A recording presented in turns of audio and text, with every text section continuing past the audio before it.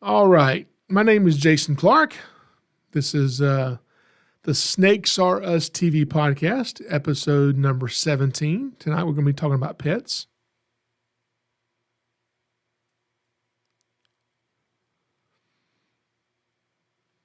And I'm trying to get over to the live stream. If you're listening to this on Spotify, Apple, iHeartRadio, wherever you listen to the podcast, if you want to be part of the live, we record this live every Thursday night at 8 p.m. Eastern Standard Time on YouTube. So you can go there and you can take part in the live chat, which I'm trying to get into now. Let me go to my YouTube channel and hopefully I can get into this. Now, like I said, we're going to be talking about pets tonight and reptiles, of course, but we're going to be mentioning some other pets too, because I think some of this might tie into reptiles a little bit. I was thinking, so, we're recording this December of 2024, right before Christmas. So this is the last episode before Christmas. And I know that there's a lot of kids that may be wanting a pet for Christmas. And I did when I was a kid. I wanted a pet reptile. And I actually got one year. And the reptile I got was a green iguana. We'll talk about green iguanas as pets in just a minute. But that was the pet I got, was a green iguana. And, those are they the best pets? Maybe not. We'll talk about that. But before we get into pets, before we start talking about all that, I do want to mention this time of year, December. Here in Georgia, it's cold. There's reptiles are out a little, not a lot, but a little. But I'm not out catching snakes and getting snake calls. I'm not even doing a lot of educational programs this time of year. It's just not a busy time of year for that kind of stuff. So, I'm trying to get to my live chat here. Hopefully I'll find it here in a second. Anyway, so not a lot going on, but what I have been doing is I have been already booking shows for 2025. And if you don't know, so part of what I do is I go and I do educational events and stay pretty busy doing that throughout the year. That's what kind of brings in revenue for the rescue, is when I go and I speak publicly at these events. And that brings in revenue to help run the rescue. So have a lot of those events I try to do, and most of those are here in Georgia, but not all of them. There's some that we do different states around the country. And I was counting today how many shows I already have booked for 2025. And I got pretty excited. So as of today, right before Christmas for 2025, it looks like I already have, I don't remember the exact numbers, like 115 plus shows booked for 2025. Now, that's just our public shows. I will, but over the next month or so, that number will probably double, and it'll be well over 200, 250, maybe close to 300 shows. Not all those will be open to the public. Probably half of those will be open to the public. The other half are private events that we do.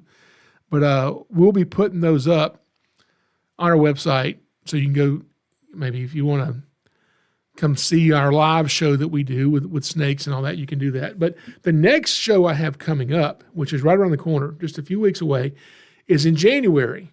And it's going to be held in Atlanta. And this is a pretty cool event. I've never done this event before. And so I don't really know what to expect with this, but I definitely heard of the event. This is the Dallas Safari Club. Yeah, out of Dallas, Texas, the Dallas Safari Club, and they have a yearly convention and an expo. Well, this year it is in Atlanta, and which makes it really great because they have invited me to be there. So I will be there. It's a 4-day event, January 9th through the 12th, 2025 in Atlanta. And I will be there all 4 days speaking. Now, this event, I'm not going to have any animals with me, so I won't have any live snakes or alligators there. Most of the events that I go do, I do have live animals with me, but this one I won't. But I'll still be there speaking. But this is a pretty cool thing. So this is one of the biggest conservation fundraising events in the entire country. Over the past several years, they've raised millions of dollars for conservation, education, and different advocacy initiatives that take place all over the world. So you can go get your tickets for this event if you want to come in January. Now, there are also a limited number of tickets to the banquets they have each night. And the banquets, they have, keynote speakers, they have musical guests, different events going on. So pretty cool things. And also, if you're 16 and under, you get in free. If you're military, or if you're an active first responder, bring your ID, you get in free as well. But if you want tickets to that or to read more about it, if you go to biggame.com, you can get tickets, read all what they do. Pretty cool thing, biggame.com. And that is January 9th through the 12th, the Dallas Safari Club in Atlanta. So I'm looking forward to doing that. Like I said, January is a slow time for me, but I'll be there for that. Now, after January, February, I will be leaving Georgia, and I will be just temporarily. I'm coming back, okay? But I'll be going to Pennsylvania, and love going to Pennsylvania. I've been going to Pennsylvania, doing events there for many, many years. I don't even know how many years, a long time. And the event I'm going to in Pennsylvania is the largest trade show in the world. I know it's the largest one in North America. Largest one in the world. Have somewhere in the middle of, in the neighborhood of 750,000 people plus that show up to this event. It's a huge event, and it's a 9-day event, and it's the Great American Outdoor Show in Harrisburg, Pennsylvania. 9-day event, and it is massive, and you kind of can't just see it all in one day. You need a couple days to see it. But if you're into hunting and fishing, and if you're not, if you're into camping, hiking, if you're just into the outdoors, it's a really cool place to go. I will be there all 9 days, and I will be on stage at least once a day. And yes, at that event, I will have live snakes and alligators, and some of the snakes will be venomous. I'll be taking there with me. So if you're in or near Harrisburg, Pennsylvania, make sure you come up there. Check that out. I don't know the dates on that. It's like February 1st through the 9th or something, I think it is. But really cool, the Great American Outdoor Show.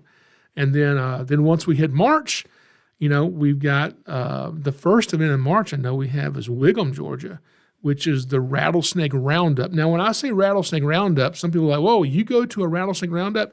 Well, it's not a Rattlesnake Roundup. It used to be. They used to go and kill. They'd collect these rattlesnakes. They would kill the snakes and, whatever they say they do with them. And anyway, they came to me a few years ago and wanted to kind of partner with us and agreed to kind of turn it from a roundup to a rattlesnake festival to celebrate rattlesnakes and not kill them and not take them from the wild. And so myself, as well as several other conservation organizations, go and participate in this event, and we bring rattlesnakes with us, captive ones, and we share how amazing rattlesnakes are. And so that event, I believe that's on March 1st, is a 1-day event. It's in South Georgia in a little tiny town called Wiggum, Georgia. And if you've never been, it is worth going. I will not be the only snake person there. Lots of other snake people, reptile people. Really cool event to go to. Now, they were saying, because the question came up, well, if you're not a Rattlesnake Roundup, why don't you just change your name? Why are you calling it a Rattlesnake Roundup?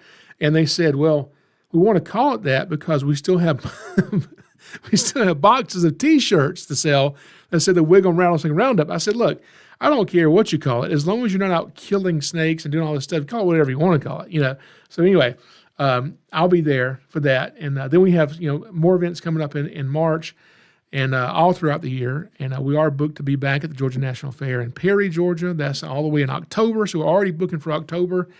And anyway, we have a lot of shows booked. Like I said, over 115, 20 shows already on the calendar for 2025. And those are just the ones that are open to the public. So we're going to get into pets. Tonight, we're talking about pets. And we got some people in the chat here that are starting to join us. And so people are coming online. Like I said, if you want to join us live when we record this, we do it Thursday nights, 8 p.m. Eastern Standard Time on YouTube, and you can join in the live chat. So right now we have Annette, Catherine, Chocolate Cookies is here, Austin Massey, Cheesy Cheetah, Ben Baker, Hijinks, Connor Taylor, Elizabeth Weaver. We've got Chris in here. So thank you all for showing up. There's more showing up in here now. So thank you guys. We'll be checking back the chat in a few minutes. If people in the chat, if you have a pet, even if it's not a reptile, tell me what kind of pet you got. If it's an illegal pet, you might not want to tell me what you got. But if it's something legal, you can tell me. So let's get into this. This is episode 17, pets. And I was looking up, just out of curiosity, what are some of the most common pets in America. And I was trying to think of what pets were, and I didn't even think about ferrets. And I've owned ferrets before. The first ferret I ever got, I was a kid, and this, somebody gave it to me or something. I don't know where we got this ferret from, but ferrets are cute and friendly. This one was not. I don't know if this thing had been abused or mistreated. I don't know what it was, but it was the meanest little critter I have ever seen. So I just kind of had to keep it and never touch it, because if you tried to touch it, it would just try to rip your hand off. And so I just kind of kept it and fed it and cared for it until, it finally died of old age. Yeah, after I had it for a long time. But ended up getting ferrets for my kids a few years ago. And and these ferrets were some ferrets that were just turned in by somebody and needed to be rescued. And I was told these were some pretty old ferrets. It was two of them. And I was, okay, well, these are old ferrets. And ferrets don't live, I don't know, how old does a ferret live? Not just a few years, not very long. And I said, well, if we get these ferrets for my daughters, you know how that goes, getting pets for a kid. Who ends up taking care of the pet? Parents do, right? And that's kind of what happened with the ferrets. I knew it would. So I was like, at least if we go buy a young ferret, we're going to have it for years. But if we rescue these two old ferrets, we're doing something good rescuing these animals. And they're not going to live as long as a young ferret, okay?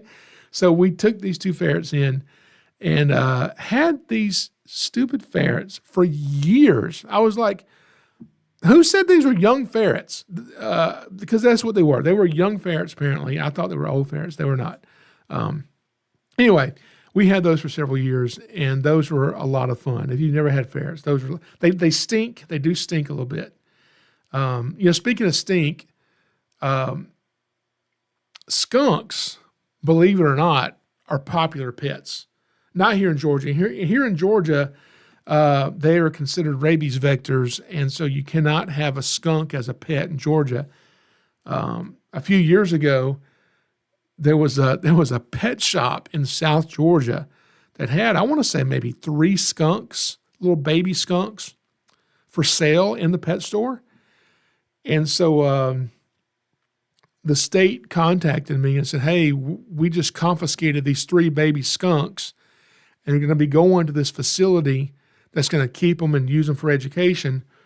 Can we just drop them off to you, and you kind of help get them there, since they're, you help us with transit of these skunks? I was like, yeah, they're descented, right? He's like, yeah, they're descented skunks. They don't stink. They can't spray you. Okay. So they drop off these 3 baby skunks. And man, they were so cute. I mean, little tiny babies, but they stunk. I mean, even descented, they stunk. And ferrets have glands too. Ferrets stink. But I don't know if these things were descented, or maybe they were descented and not descented correctly. But I did have 3 skunks and got rid of them really quick because they stunk even descented. But they were pretty cool. So before we get down to reptiles, a few more popular pets. Now this next one's funny. I got my list right here. This next one's funny.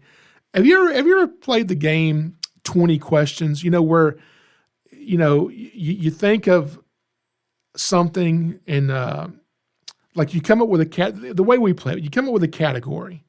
And say the category is animals. And you come up with an animal, and then the people have to ask questions, like kind of yes or no questions, and they have to kind of guess what animal you're thinking of.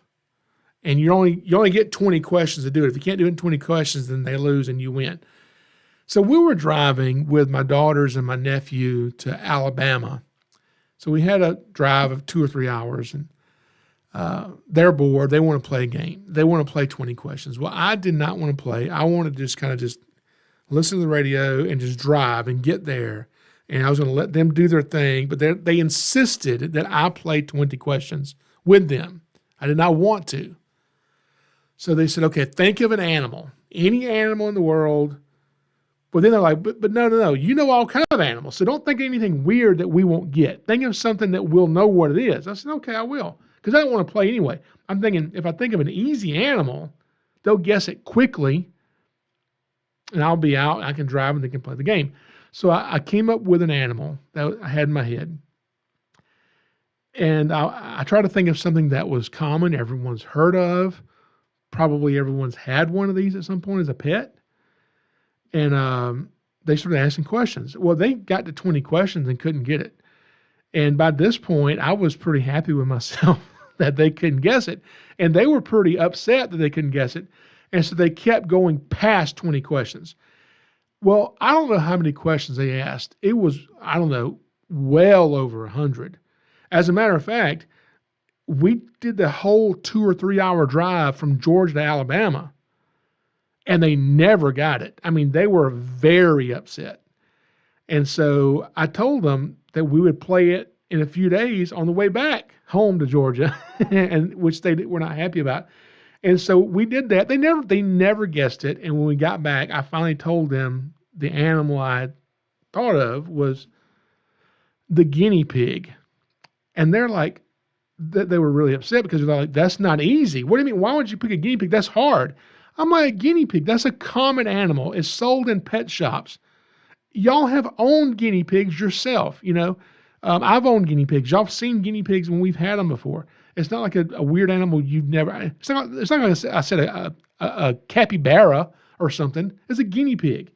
So anyway, we decided because of that to rename the game 20 Questions to guinea pigs. And now when we say, hey, you want to play guinea pig, that's what we call it. We play it calling guinea pig. Anyway,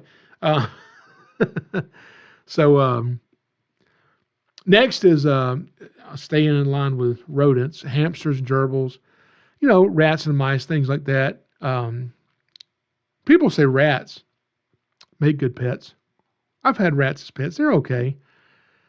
I don't like when I did have a pet rat, they walk along and just kind of poop. And I don't like that, just being pooped on by a big rat. So rats are cool, but they're not my favorite pets. And hamsters, man, you know, hamsters, especially the little teddy bear hamsters, don't have like hardly no tail.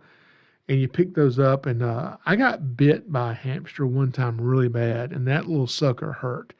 So hamsters and gerbils are not my favorite. Plus they stink. And, you know, if you have these little plastic cages they come with, or the wire cages that has the little tubes they crawl all up in and go around. I thought at one time when I was a teenager, I wanted one of these, and I put that in my bedroom. The problem was my hamster is nocturnal, like most all rodents are. So when I'm trying to go to sleep, the hamster's awake, and he likes to chew on stuff. So he's chewing all night, and I can just hear this in my brain. And I could not wait to get rid of this hamster one day. I kept the hamster for a long time, but that was the last one I had, especially in my bedroom. Another common pet before we get to reptiles are birds. Now, birds, you know, birds are cool. I don't consider myself a bird person. I did get an interesting call 3 or 4 or 5 years ago from a lady who said that, I can't remember, I think it was her son. Her son had some type of a chronic illness and was in the hospital and was very sick. And before he passed away, they asked, "What do you want us to do with your animals?" And he gave them my information and said, my dying wish is for my animals to go to him. And these are not animals that he uses. These are probably not animals that he wants. But I know he can find homes for these animals. He can sell them, find home, whatever he wants to do. So the family approaches me and tells me that. I said, well, what kind of animals are they? He said, well, he's got birds. I said, well, like, what kind of birds? He said, we don't even know what all he's got. He's got a few birds. He's got, 2 or 3, 4 birds. So I go to his house, and he had an African gray parrot, and it did talk. I don't remember what it said. He had a one of those green parrots from the Amazon, the yellow-headed Amazon. You know what I'm talking about. Somebody knows exactly what bird I'm talking about. I don't know what it's called, but some kind of a green parrot with a yellow-headed Amazon green parrot, whatever it's called. And that little sucker was mean. That one would attack you. Like, you let him out of the cage, and he would just fly across the room and just like attack you. And so, a mean sucker. And then he had a big white cockatoo, not a cockatiel, a cockatoo. That one was really pretty. That was a cool one, fairly friendly. Then he had a huge giant cage, big enough for me to get in and walk around in. And it was 2 macaws, a blue and gold macaw and a red macaw. Beautiful birds, beautiful, beautiful birds. And I mean, these birds are so cool. And so they just didn't seem very friendly. I don't know how much they were handled. The cage looked like it had not been cleaned for a very, very, very long time. Maybe it was because he had this chronic illness and he just got sick where he couldn't do it. I think he lived alone. And you've seen some of this stuff in our YouTube videos.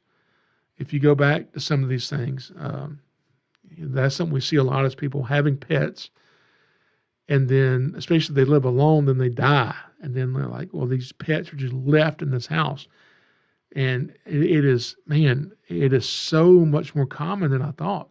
Anyway, so we get these birds and we bring them back, and I'm like, okay, what do we do with these birds? So I don't put them in my house. I don't have room for these huge cages in my house.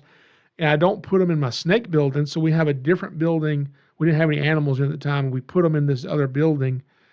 And I was like, we need to kind of socialize them, I guess, because they're used to people, or we need to get them used to people so we can find them homes, because if these birds are like trying to bite your face off, people may not want them. So, and then we'd open that parrot's cage, that little green Amazon parrot. And like I said, he would just come out and he could fly. He would fly at you, and he would just like grab you and just bite you, and it hurt so bad.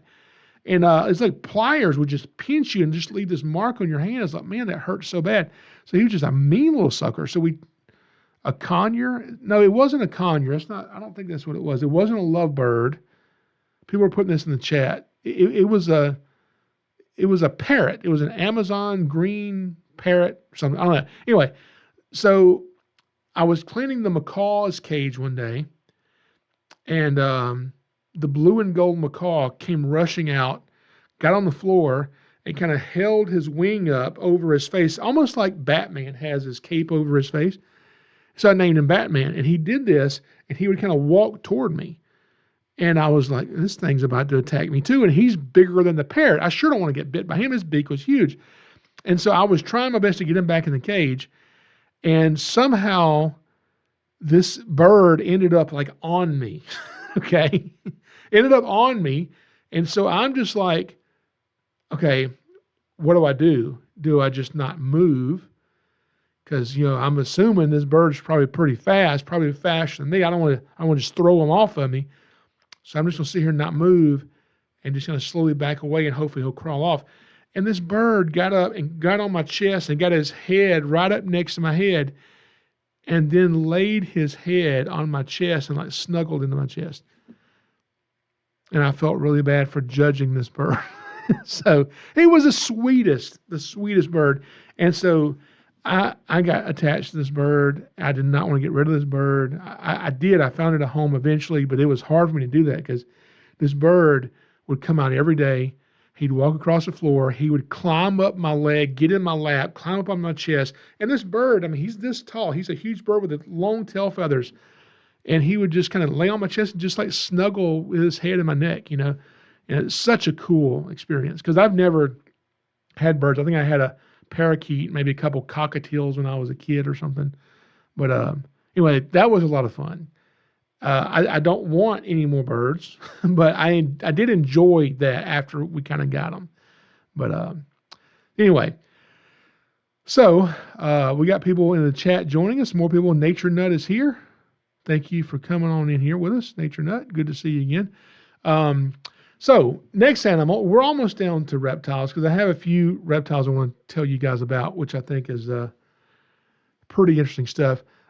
Fish, you know, I've always liked having a fish aquarium. I don't have a fish aquarium right now. I've never had a marine aquarium, which is, you know, saltwater fish. I'm like, that is way too much commitment and time for me to put on myself having a marine aquarium. I guess once you get it all set up, maybe it will work well. But I've had several freshwater aquariums over my life, and that's always been enjoyable. The last one I had, I told this story before. We got in a bunch of little hatchling gators. I know where to put them in there. They ate all the fish. But at that point, I was feeling like over the fish anyway. And I was like, you just eat the fish, which they do. Is that bad of me? Anyway, gators like fish. So after the gators got too big for that aquarium, we adopted them out, moved them to a bigger enclosure, and I just got rid of the aquarium and never got any more fish. But I'm working on adding a koi pond this year. I saw an idea online.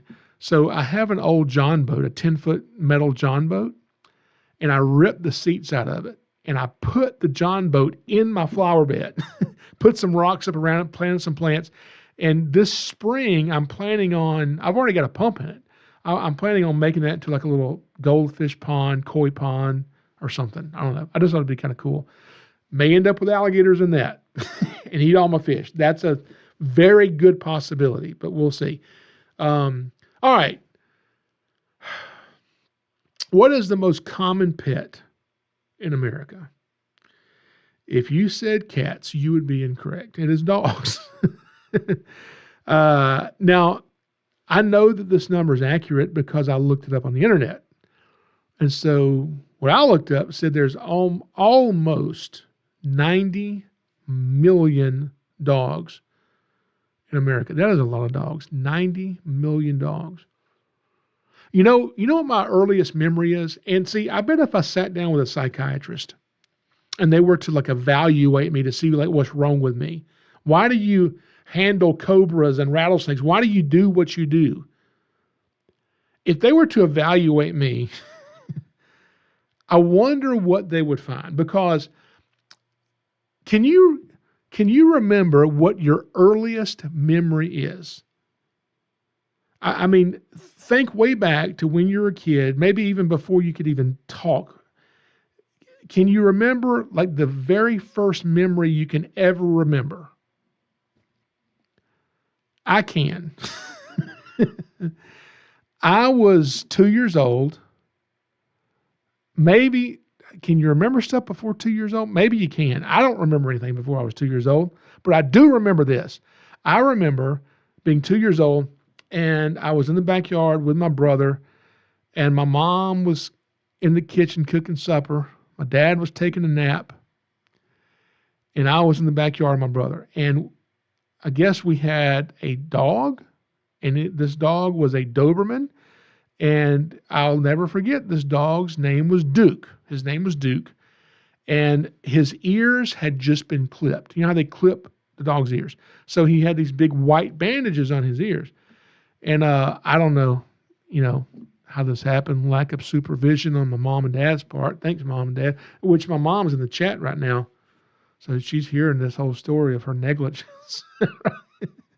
But for some reason, I decided to walk up to this Doberman and grab, I don't know, one or both of his ears and just twist them or bend them or do. I guess I was just trying to see what it was. And I don't remember doing that. I was told that's what I did.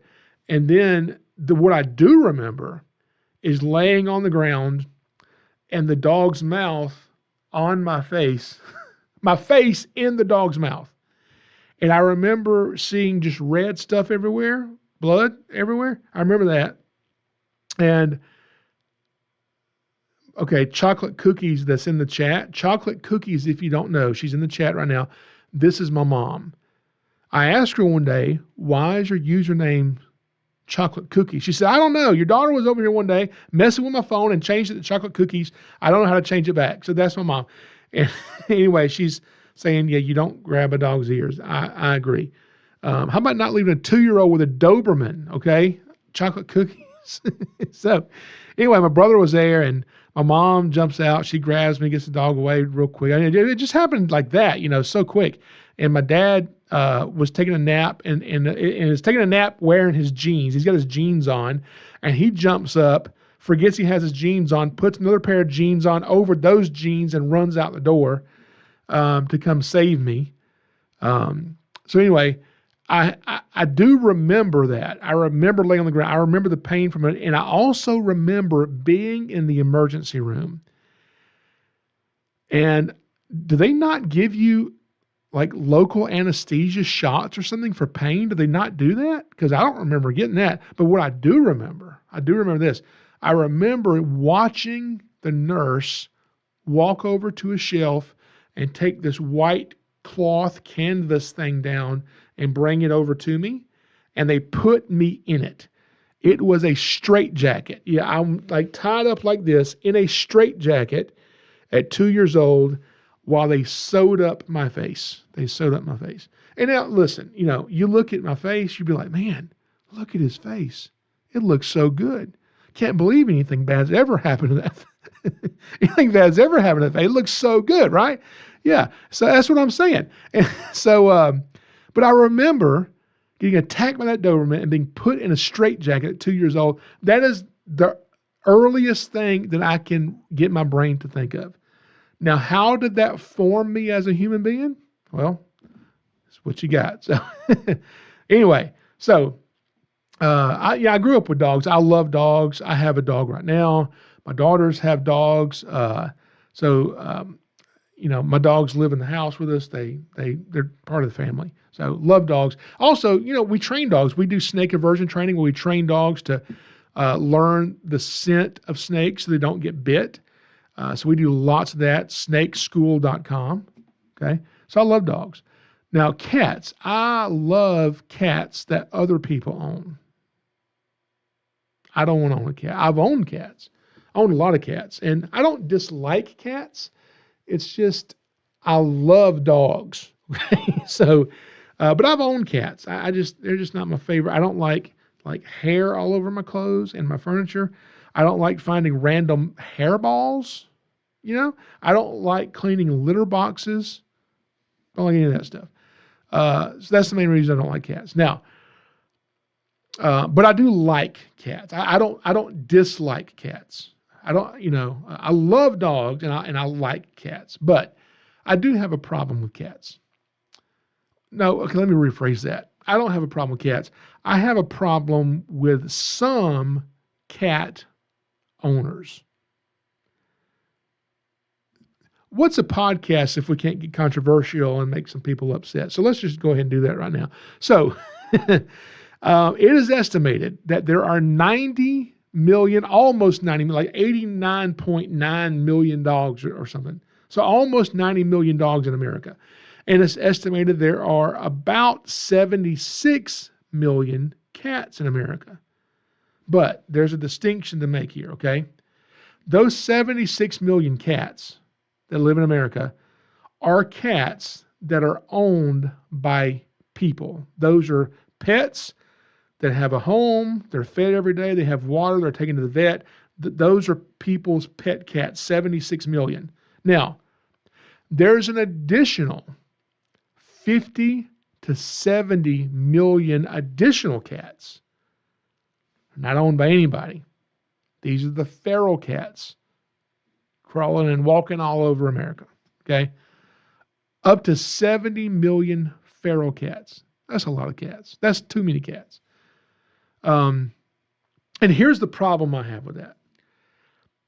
These cats that are living behind grocery stores, that are hanging out behind the dumpster at your local fast food restaurant,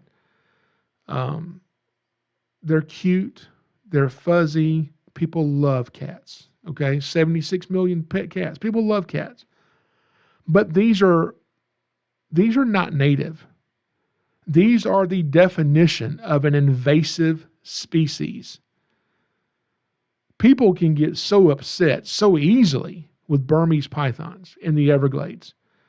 And they can jump on these snake owners so quick. Oh man, all these snake owners out there releasing their pet pythons. That's why they shouldn't have them. Look how they're wreaking havoc in the Everglades down there, eating up all the wildlife, which is true. Burmese pythons should not be in the Everglades. And the ones that are there, as much as I love Burmese pythons, they should be eradicated because they are not native. They are hurting the wild native population of animals. They shouldn't be there. I've caught Burmese python. There's a video on my YouTube of me catching a Burmese python in the Everglades. And if you want to go see it, I don't remember what it's called, hunting pythons in the Everglades or something. And the python I caught was pretty cool. This python, I didn't measure it, I estimated. It was somewhere in the neighborhood of 18 inches long. Yeah, I didn't catch a big one, okay? I caught it was baby season, and I did catch a little hatchling Burmese python, which was even worse because the babies are so much cuter than the adults, but it can't be there. So go watch that video if you want to see it. But so anyway, people can get really upset very easily with Burmese pythons being an invasive species, but they don't get nearly as upset with feral cats being an invasive species that should not be in the ecosystem.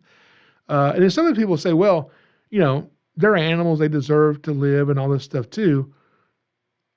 Well, I'm not saying they don't deserve to live, but the animals that these feral cats kill, I think, deserve to live more because those are native animals and the cats are not.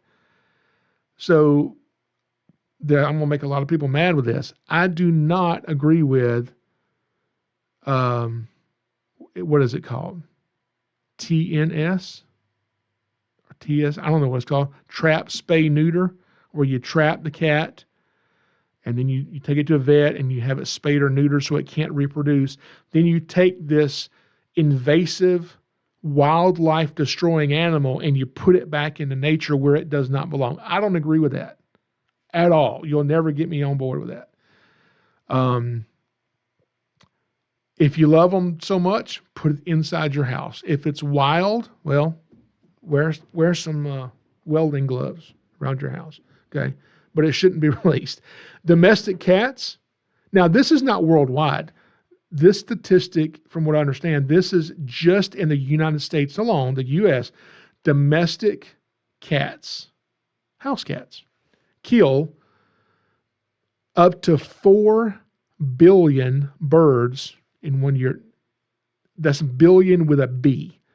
Up to 4 billion birds in 1 year in the U.S. There's already been animals that have gone extinct because of cats. That's just birds. That doesn't include mammals.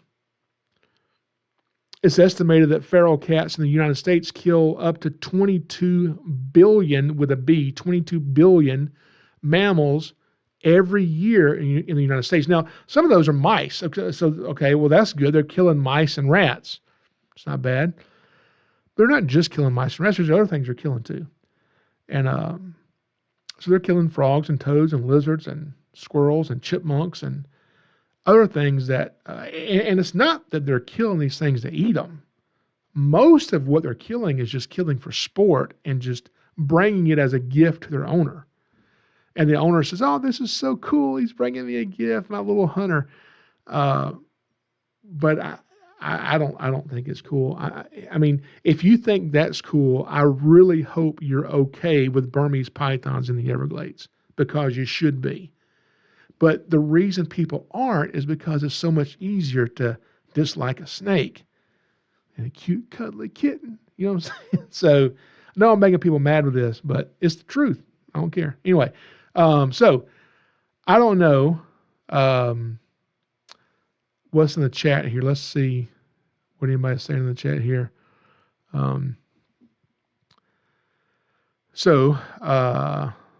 Man, lots of people in here. I'm going to read through all these. So yeah, cats kill a lot of stuff. So I don't agree with having feral cats in the wild.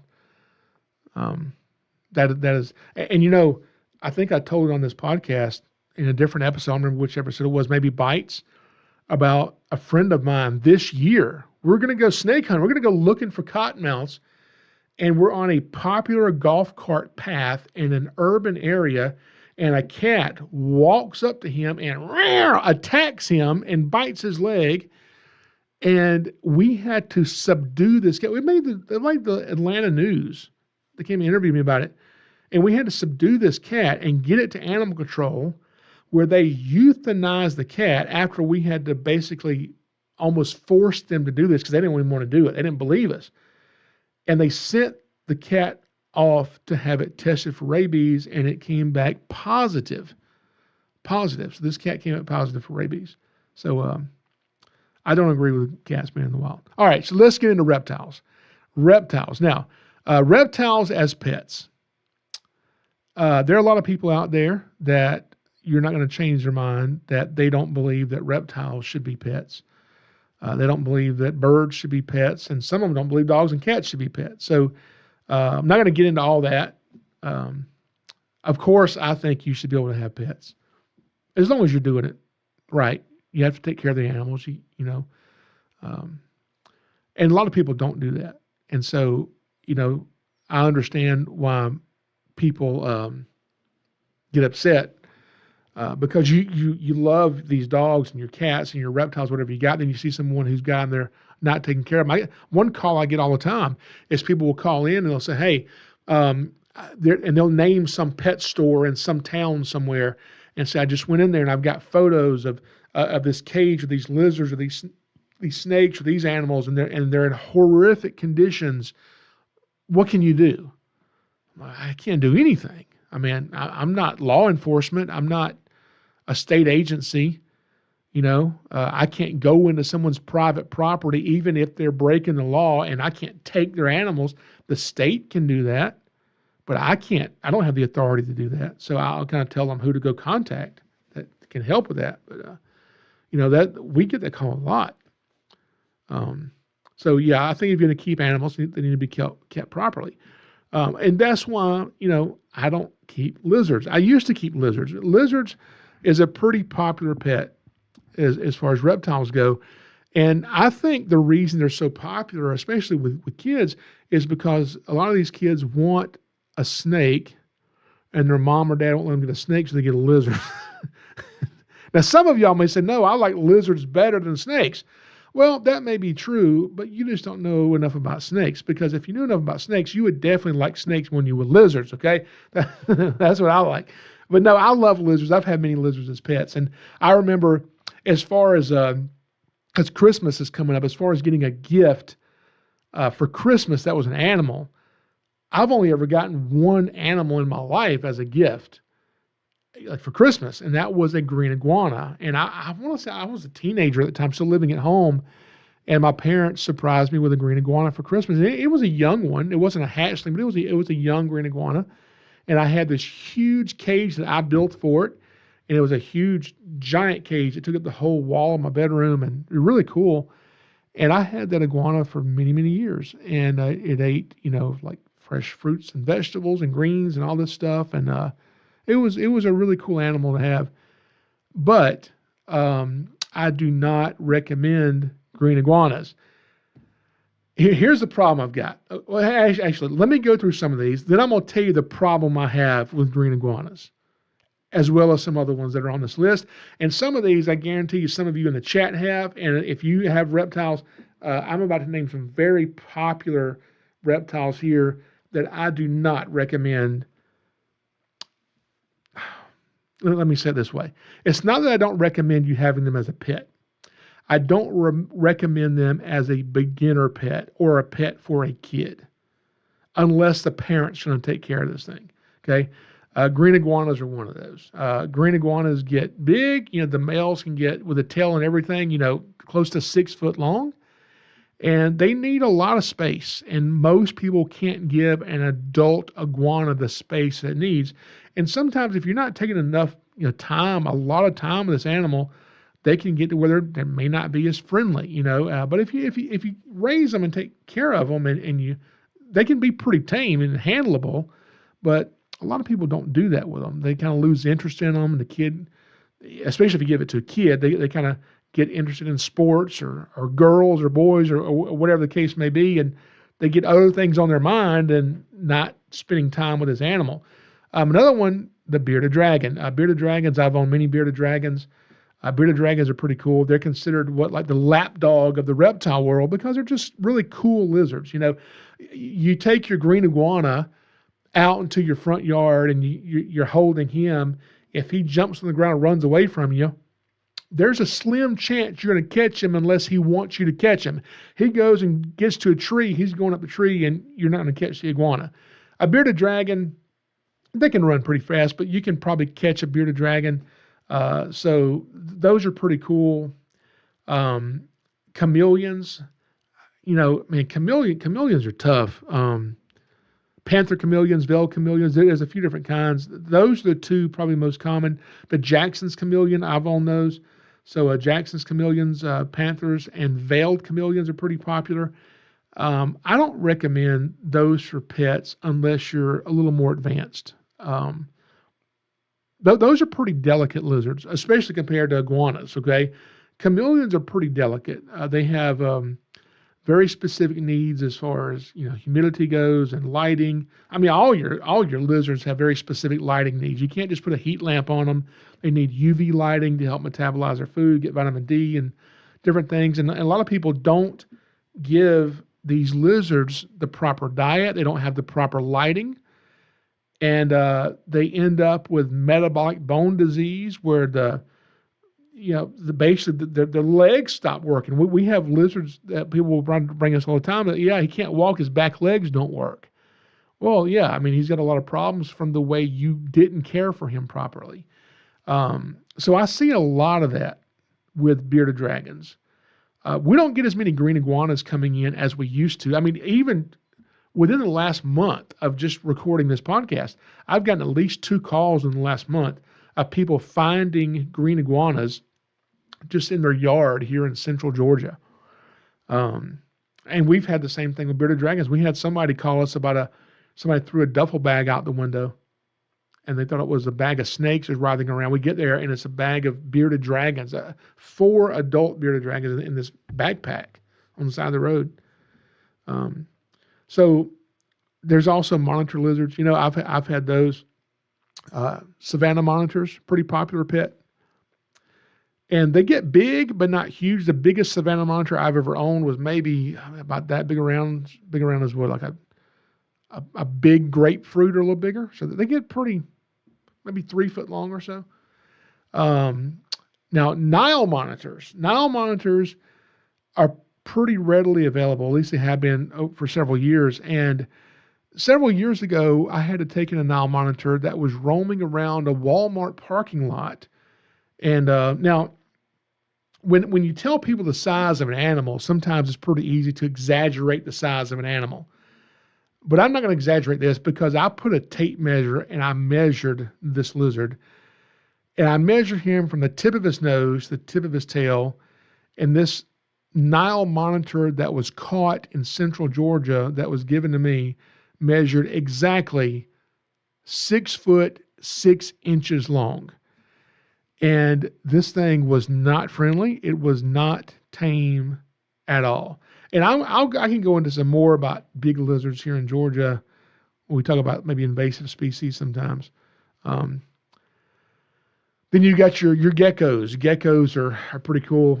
Leopard geckos, your crested geckos, your giant day geckos. There's all kind of geckos, but I would say leopard geckos and cresteds are probably the most common ones, at least the ones that we get.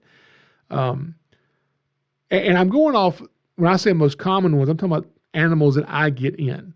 So when I go into a pet shop here in Georgia, mostly what I'm going to see as far as lizards go are going to be bearded dragons, possibly savanna monitors, definitely leopard geckos, maybe some crested geckos. And those are the main ones I see. Occasionally you'll see green iguanas, not as much as you did in the 80s and 90s. They were very popular then, but we don't see as many green iguanas, at least I don't anymore here in Georgia. Now there's another lizard that has taken hold in Georgia, actually a couple of them, but one of them is a gecko. It's a Mediterranean gecko. And it's like from Southern Europe or Northern Africa, up in those areas. And it's not a very big gecko. They're pretty small.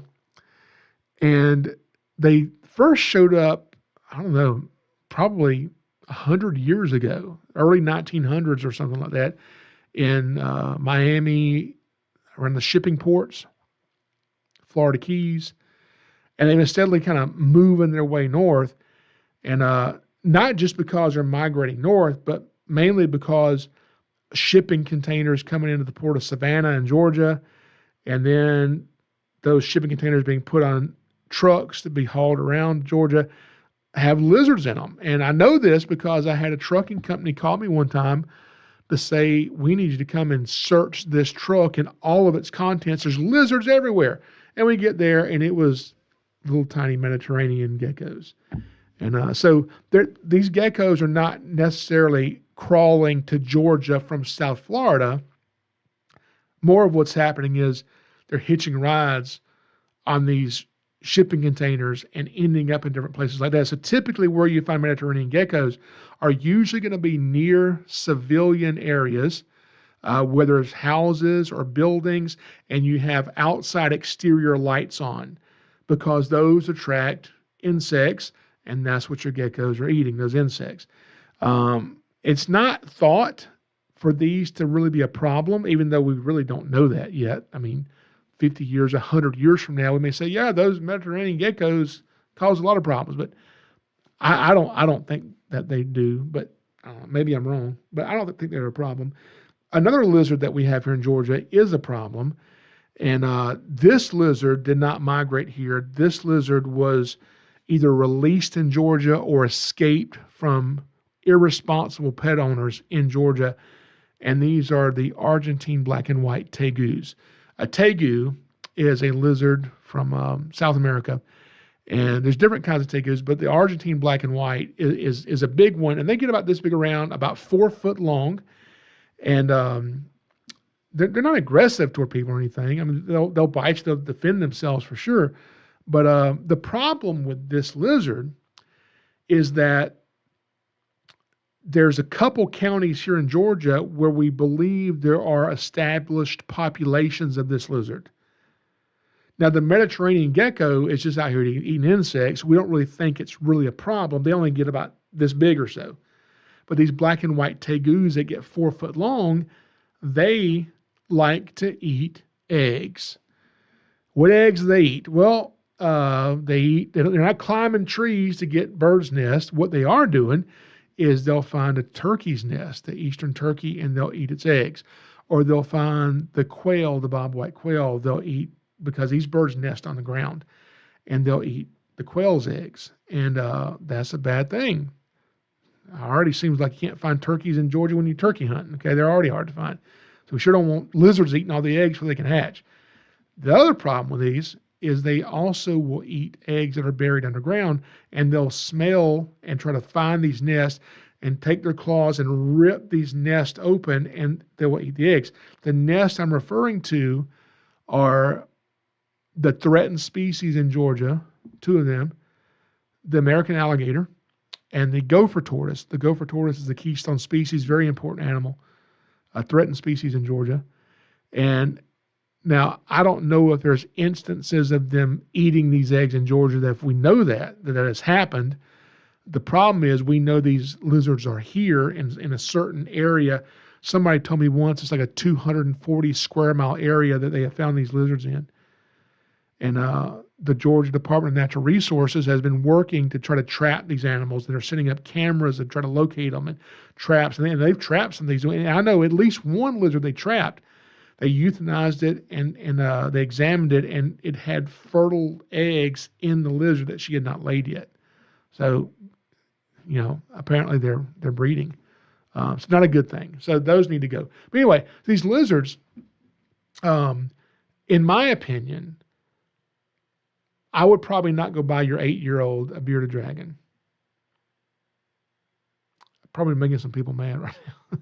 I just don't consider that a beginner's pet. And I consider an 8-year-old probably as a beginner, okay? Now, unless the mom or dad is going to help this kid properly care for this bearded dragon or even the leopard gecko, okay? Because you got to have the temperatures right. You have to have the right lighting. And, these things are not like snakes. Snakes, depending on the snake, they can go a long time without eating. These lizards eat constantly, some of them almost daily.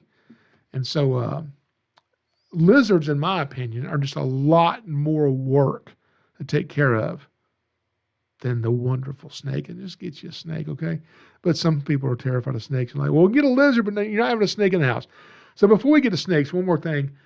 Turtles, tortoises. One thing that's pretty funny, we'll have our exhibit set up somewhere. And if you haven't been to one of our exhibits, like I said, we'll put our calendar up. You can come see it. We have a 32-foot trailer. It's a walk-through reptile exhibit. And some of the events we go to, we'll set up an outdoor tortoise yard. And we'll have some big tortoises walking around. You can interact with them, pet, and that kind of thing. And so people come up and say, oh, man, look at some big old turtles you got there. And somebody will correct them and say, oh, those are not turtles. Those are tortoises. And I always just, think it's just funny hearing that. So what's the truth? Are they turtles? Are they tortoises? Are they both? Are they neither? So, all tortoises are turtles, but not all turtles are tortoises. If I go out in the pond here in Georgia and I catch a turtle out of the pond, those are turtles, not tortoises. The sulcata tortoises that we have that are rescues are actually native to Africa. Pretty common in the pet trade here. Those are tortoises. They're also turtles, but those are tortoises. And here in Georgia, we have another one that roams around the woods. You don't see it swimming around ponds. It is the box turtle. It is a terrestrial animal, lives on the land, but it's still considered a turtle, not a tortoise. And from what I understand, that's because this back feet, it actually has webbed feet. So it's considered a turtle, not a tortoise. But, people get upset sometimes if you call it the wrong thing. Now, here's the interesting thing. A few tortoise species that may be good pets, maybe not good pets. Sulcata tortoises, native to Africa. I've got several of these I own. We get requests several times a year to accept sulcata tortoises. This is the third largest species of tortoise in the world. They get 100 pounds, 150 pounds, possibly bigger than that. And most people are not prepared to take care of something that big and have a place you can have it and house it in the wintertime where it can still walk around and be warm enough and eat. And they're a lot to deal with. Then you got your Russian tortoises and your Herman's tortoises. Now, these tortoises don't get very big. And so if you're going to get a tortoise, I guess it's probably a pretty good one to get as far as tortoises go. Be a Russian tortoise or Herman's tortoise. But there's a few other ones too. Box turtles are good if you live where they're legal. But, box turtles can live to be over 100 years old themselves. Box turtles are pretty long-lived. So if you're going to get these animals, make sure once you're gone, the turtle or tortoise has somewhere to go, okay? But what you shouldn't do is remove box turtles from the wild. And that's what people do. People will be going on the road and they see a box turtle crossing the road and think, oh man, my kid wants a turtle. Here's one for free. Let's get this one. They take it home. And then the kid gets tired of it. And what do? They go turn this thing loose. And these turtles don't do exceptionally well being relocated. So, and not to mention in Georgia, they are a protected species. You can't legally do that. You can't legally have a box turtle as a pet. It is against the law. Okay. So, red-eared slider. Oh, before we do that, there's your yellowfoot tortoises, your redfoot tortoises. So those are some good ones too. They don't get huge. They get decent size. Your red-eared sliders. Now, don't get me started on these things. And you know, growing up as a kid, I had plenty of pet water turtles, aquatic turtles. I love water turtles. They're really cool. I don't keep any now, just because I try to focus on the snakes and alligators that we got. But they're cool. But red-eared sliders are a very common turtle in the pet trade. They are not native to Georgia. And years ago, I don't know when it was, before I was born, I think, 75, somewhere around there, maybe before that. I don't know. I don't know what year it was. 1970s, I think. There was a problem with kids getting salmonella from tortoises because, you know, reptiles have the ability to have salmonella in their gut. And when they poop, it comes out in their poop. And if you get the poop on your hand and then you lick your fingers or you just start eating your food, you know, whatever, you can get salmonella. You know, other animals have salmonella too. Dogs and cats get it. Not as often and common as reptiles, of course, but you know, reptiles are the only ones that have it. And it doesn't mean just because you hold a turtle or a snake doesn't mean you're going to just get salmonella. You should wash your hands after you hold a snake, a turtle, after you pet a chicken, after you hold a cat. Wash your hands after you touch any animal, okay, before you eat. But the thing I think is pretty funny is a long time ago, they came up with this law to help combat kids getting salmonella from their pet aquatic turtles. And what they did is they came up with a rule and they added this to the law and said, okay, you can't sell these turtles if their carapace is longer than 4 inches long. 4 inches. It has to be at least 4 inches. If it's smaller than 4 inches, you can't sell it. Now, I don't know if this is true, but I hope this is true. And it makes sense that this is true. I think this is true. Let's just say this is true, okay? The reason they came up with it being 4 inches is because they measured a kid's mouth.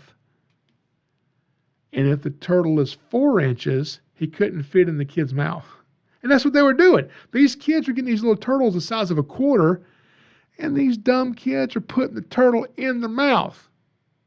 And these turtles are being kept in probably like a fish bowl with no filtration system, no bioactive system in here breaking down the nitrogen and everything else. So there's no telling what parasites and diseases are in this water anyway.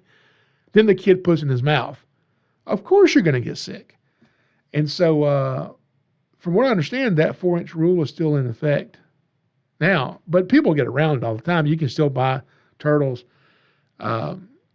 People usually say, well, they're not pets. They're educational or display use only. Or a lot of times in Florida, what I've seen them do is they will give you the little baby turtle for free. They're free. You can have it if you buy this little container to take with it. If you buy this cage, the turtle's free. That's how they're getting around this stuff. Anyway, so we're going to wrap it up here in a minute. But before we do this, let's get into the snakes. And I brought some snakes right here I want to show you guys because I want to show you guys some cool snakes that I think if you're going to have a reptile, first of all, if you're going to have a pet, okay, it should be a reptile. You can have a dog or cat. That's fine. But if you're going to have a pet, it should be it's probably a reptile. Not for everybody. They're not for everybody for sure. But I like snakes, and I think they're easier to care for, depending on the species, of course, than turtles and tortoises are. And this is pretty funny. I brought this in to show this because I think this is a funny story that this happened. I got a phone call from somebody, and this just happened last week. I just got this snake in.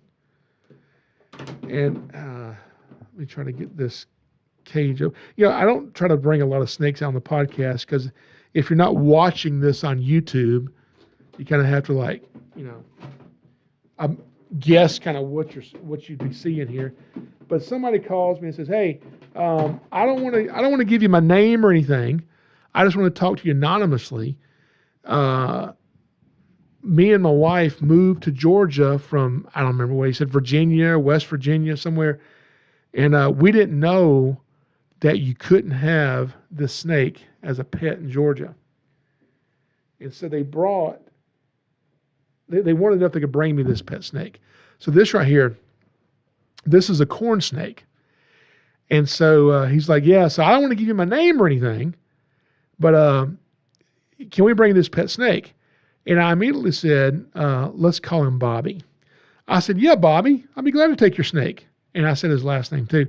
He said, how did you know my name? I said, caller ID, Bobby. He said, oh, crap. They know our name. Anyway, so these are illegal to have in Georgia.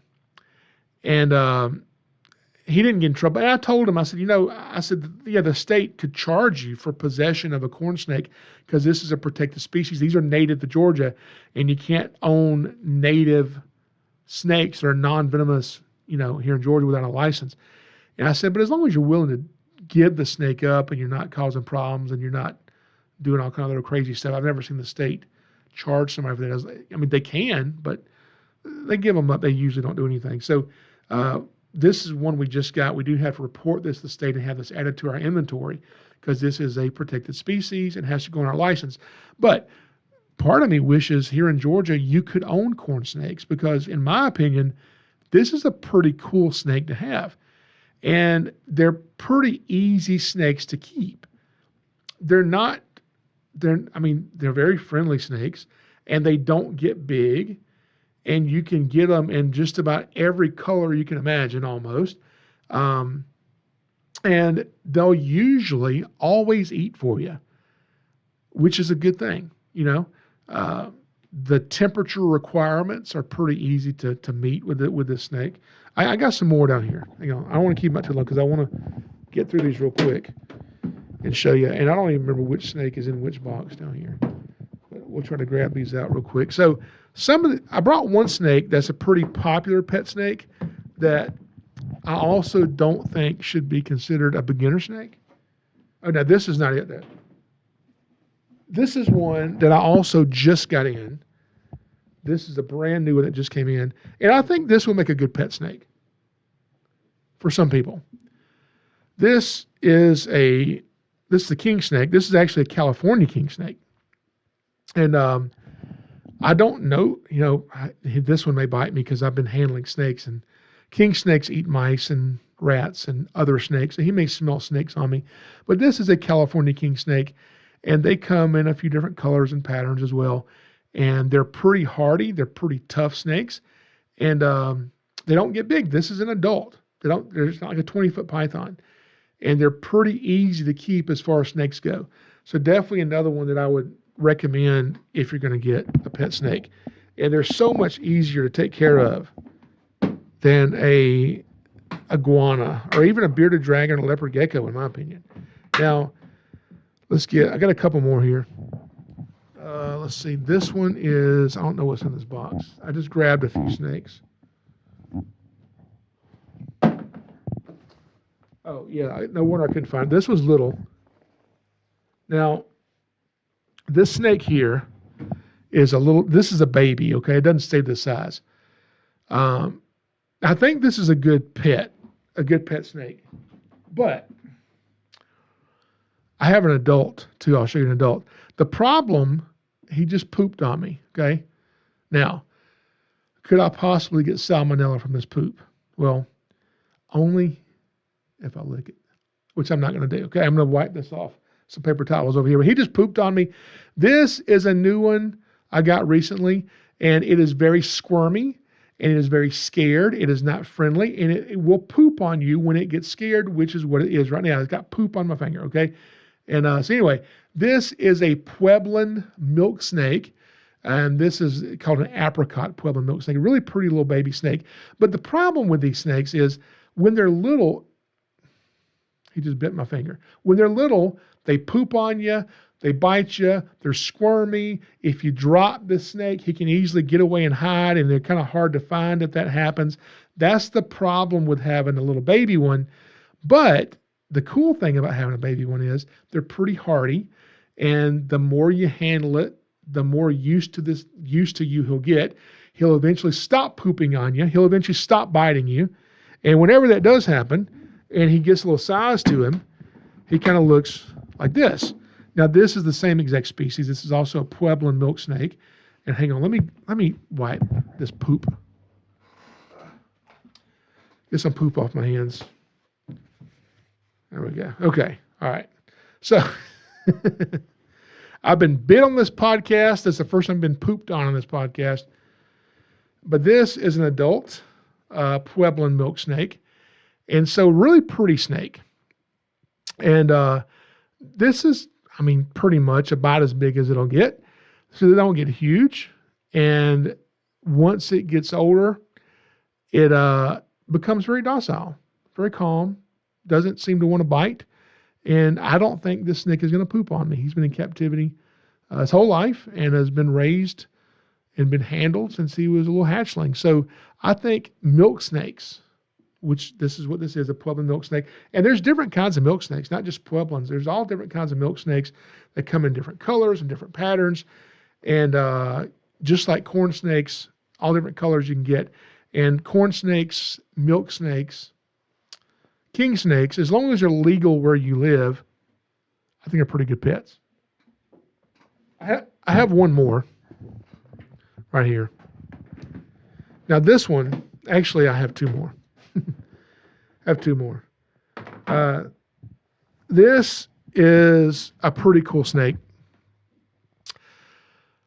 This is a hognose snake. There's different kinds of hognose. This is a western hognose snake. And this was a rescue that we got in, I don't know, maybe a month or two ago.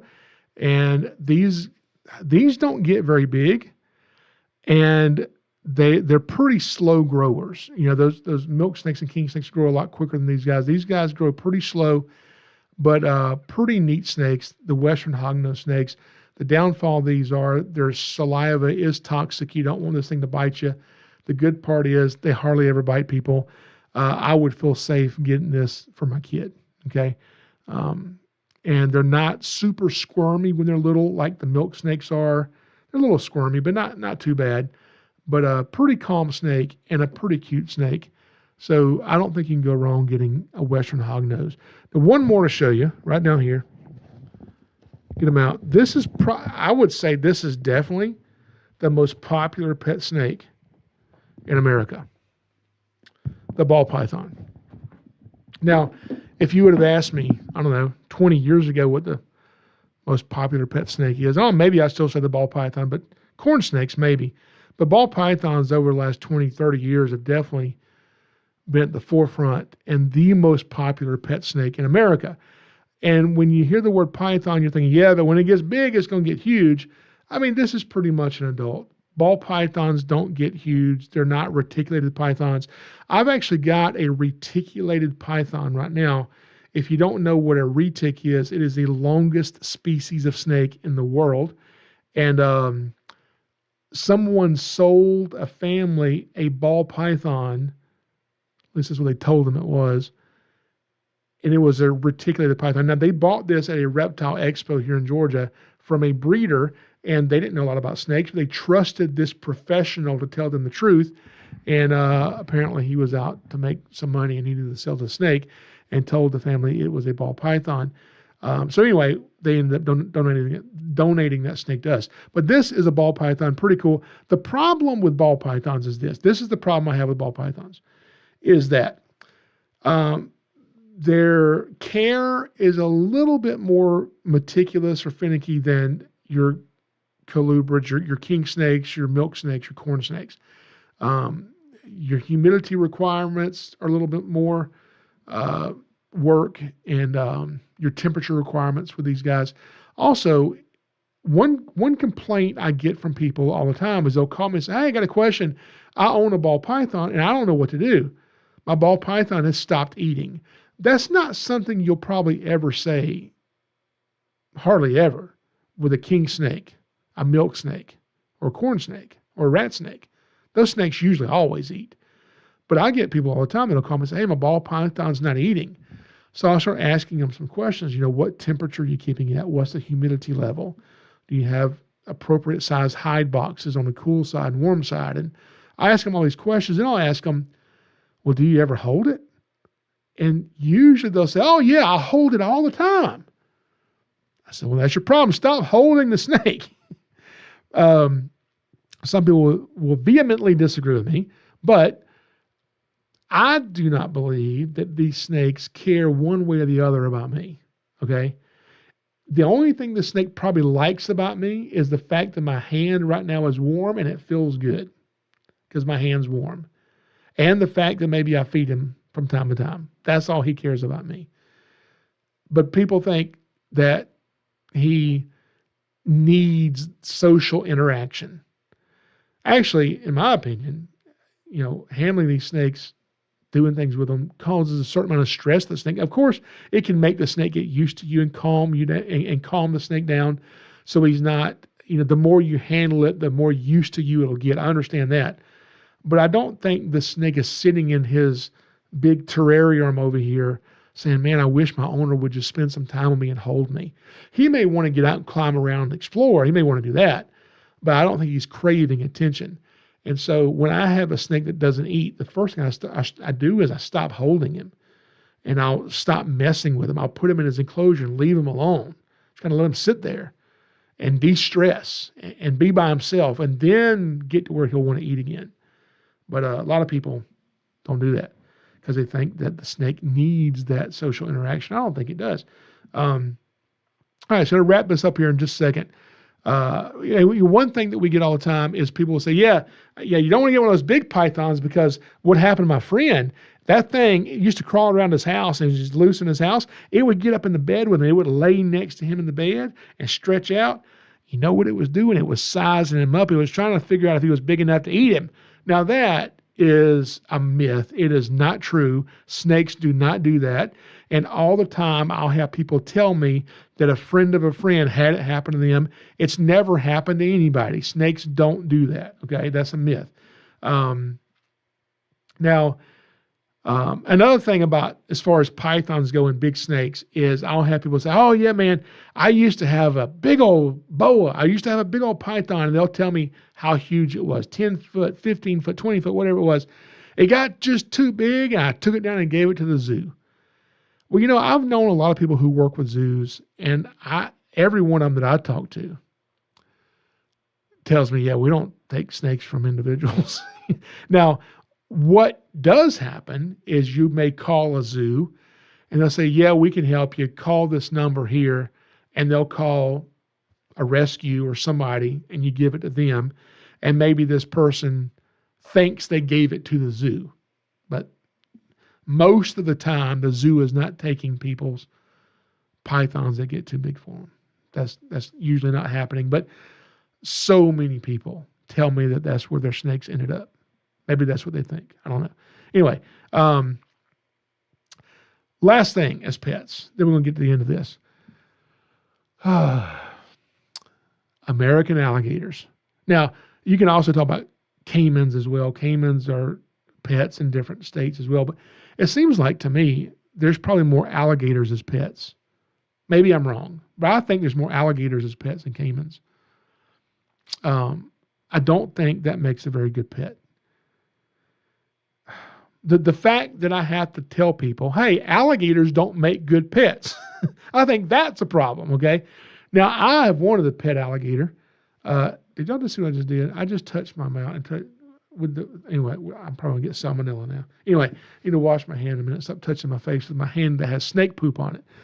Anyway, I have wanted an alligator as a pet since I was a kid. And, of course, can get one. And then when I became an adult and started doing education, I did get a license to have alligators to use for education. And today I own, I own a bunch of gators. I have a lot of alligators. Most of them are little. I have a few big ones. But most of them are little gators. And they're really cool. I love alligators. I love keeping them and caring for them and using them in education and stuff. I think it's so cool. But it's definitely not for everybody. And I don't think that most people should not have a pet alligator. And I understand the appeal. You know, one of my episodes on this channel, I don't remember which one it was, I had some baby hatchling alligators here in the studio. And they're adorable. I mean, you see a hatchling gator, you see why people would want that thing as a pet. They're so cute.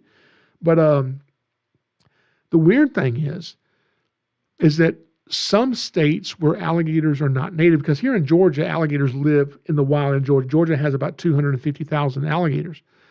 But in more northern states and places where they don't occur in the wild, some of these states you can have alligators as a pet. Now, I mentioned at the beginning of the podcast that I was going to be going in February to Pennsylvania doing the Great American Outdoor Show. And I was there last year, and I'll be there for 2025 again. And I'd heard that you can have alligators as pets legally in Pennsylvania. So I was like, but do they have them in, I mean, can you just go in a pet shop and buy one, like for real? So I just looked up the nearest pet store to where I was, just in some strip mall in Pennsylvania. And I walked in there just looking around, and guess what they had? They had about a 2-foot long American alligator in a little aquarium for sale. I want to say it was like $250. And I'm like, I cannot believe they have an alligator here for sale. If I was a kid, I'd buy that. That's exactly what I would have done. It wouldn't have been smart of me to do that, but I would have done it. The problem is this. People will say, well, you know, if you keep them in a small enclosure and don't, you know, keep them in something small, the gator won't get big. Well, yeah. Put anything in a small enough confined space, it'll stress out enough where it won't eat enough to where it can't get big. And it also won't live to be 80 years old, which is what alligators can live to be in captivity. It won't do that either. It'll die much sooner. But if you're keeping it properly, and you're keeping it in a big enough area and you're feeding it like you should, this alligator is going to grow 8 to 10 inches per year until it hits about 5 foot long. Then that growth rate does slow down quite a bit, but it's still going to get big. There's only 2 types of alligators in the whole world: the Chinese alligator, which is critically endangered, and the American alligator. So there's not dwarf alligators. There are dwarf caimans, but even those can get, 4 or 5 foot long, maybe a little more. And they're not nearly as docile as an alligator can be. So if you get an alligator and you neglect it, yeah, it won't get big and it won't live long. But if you get an alligator and you take care of it, it's going to get big. And if you live in Pennsylvania, it's not going to fit in your living room, even if you have a big living room. You're going to have some type of enclosure in your basement. I don't think you should keep an alligator in your basement. That doesn't sound right. So you're going to keep it outside. Well, it's going to get too cold in the wintertime in Pennsylvania, I would think, for an alligator to be happy and healthy. So I don't think you should be keeping alligators as pets. If you're doing education, that's one thing. But just Joe Blow wanting a pet alligator, I don't know. I don't think that's for everybody for sure. So, the good thing that I can say growing up is that I wanted a pet alligator. I wanted a pet snake. I wanted lizards. I wanted turtles. I wanted all that stuff. And my parents, they didn't really understand it. But they made the decision to support me in that, even though they didn't really get it. And I would not be able to be doing what I am today if that, passion I had as a kid was kind of cut off, and I was made to feel stupid about, no, you're not getting a snake, So they really supported me in that, in the safest way they knew how, even though they didn't really understand it. So if you're going to get your kid a pet, or let's just say this, some of your kids may not even want a pet. Some of you may not even have kids. Maybe it's something that you want to do. So whether you're deciding whether or not to get your kid a pet snake for Christmas, or whether you're deciding to do something in your life that you have to make a decision about, because this can go for anything, not just whether to buy a pet alligator or not. But when it comes to making decisions,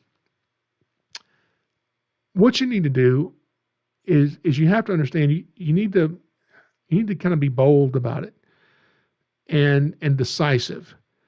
And it's better to risk being wrong than to worry and hesitate for way too long and then realize you're right after it's too late.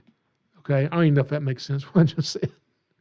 But basically, make sure your decisions reflect